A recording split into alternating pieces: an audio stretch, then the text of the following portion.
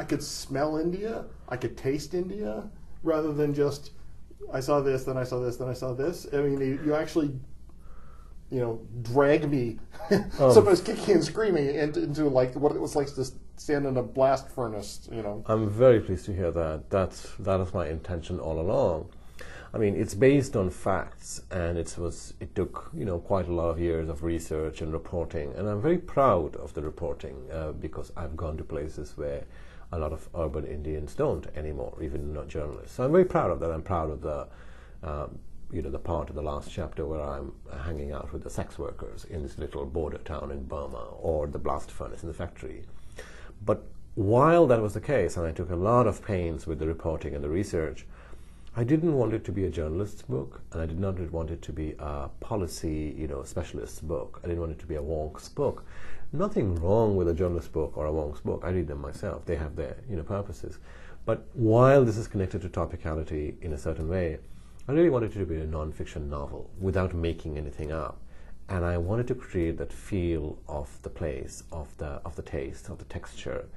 And I wanted the reader really to be immersed in it like a non-fiction novel, which I hope will be of interest 10 years from now, even when the economic questions may not be the same, or the social questions may not be quite the same.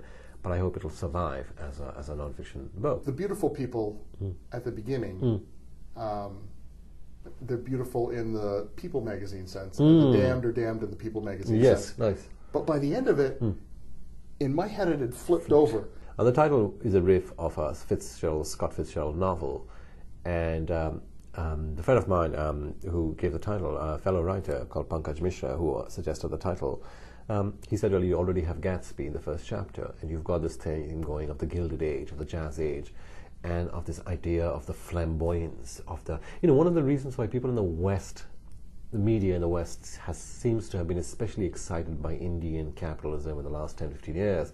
The kind of monsoon wedding version of it is that there's a kind of flamboyance and colors. It's what we are doing, but there's some ethnic touches to it. It's capitalism with spices thrown in, and I was critical of it, but also interested in it.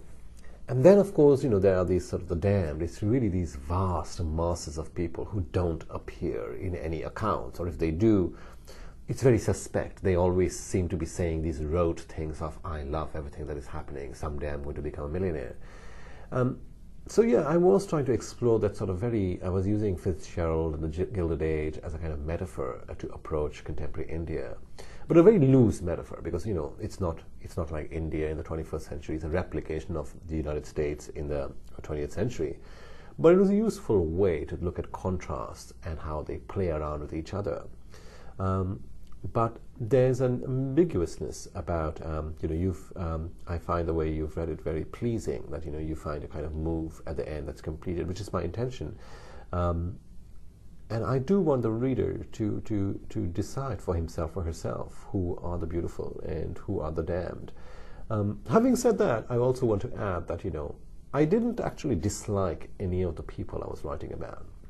And that's a very funny thing to say, because, I don't know, one of the things is that the first chapter in this book, which is about a very wealthy man, was excerpted in an Indian magazine, and then there was a defamation lawsuit actually from him in a very small provincial court, which issued an injunction against the chapter without giving us a chance to respond. So actually the book's come out in India without the first chapter. It has this sort of big little sticker saying the first chapter of this book does not appear because of a court order.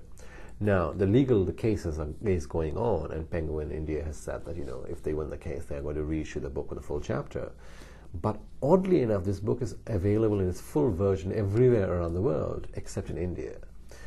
But one of the things that's happened is, so I get questions, are you angry? Well, I'm upset about what I see as a kind of, I don't think it's a defamatory portrait. It's very accurately researched. It's not even it's a fairly nuanced portrait. I'm quite sympathetic to his ambitions at many points. I think I've done a good job, actually, of balancing it. So the larger question is, all the people, I like some of the characters more and some of them less.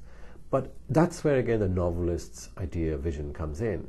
It's very hard to write about people at an extended length if you really deeply dislike them, at least for me. I mean, I have to, even if I was writing about a very dark character, you would have to enter into his or her humanity somewhere. And that's what makes a good novel a novel. And similarly here, I find the system in India quite villainous in its contrast, in its unwillingness to examine what's happening to the majority.